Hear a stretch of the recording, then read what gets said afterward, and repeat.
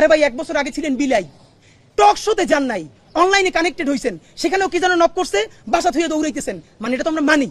এর মানে আপনারা বিলেই তো ছিলেন। এখন আপনি বাঘ হয়ে উঠছেন, সেই বাঘের কণ্ঠ কার সাথে দেখাইতেছেন? এই দেশের নিরীহ মানুষের সাথে। আওয়ামী লীগ কয়টা ধরে ফেসতে পারছেন? কয়টা আওয়ামী লীগের বিরুদ্ধে অ্যাকশনে যাইতে পারছেন? কোটি কোটি টাকা খায় ওই হাজিম সেলিমের লোক স্টেজে উঠান। অধ্যত্ব আর অহমিকা আপনারা এইবার লাস্ট চান্স, যদি বাদ দিতে না পারেন আপনাদের দেশে আর কোনো রাজনীতি থাকবে না, মানে থাকবে না, মনে রাখেন। চূড়ান্ত অধ্যত্ব এবং অহমিকার সিম্বল ছিল শেখ হাসিনা। শুধু তার পদত্যাগ না, পতন হয়েছে, দিল্লিতে গিয়ে লুকাইতে হয়েছে। সুতরাং আপনারা তো তার ধারে কাছেও না।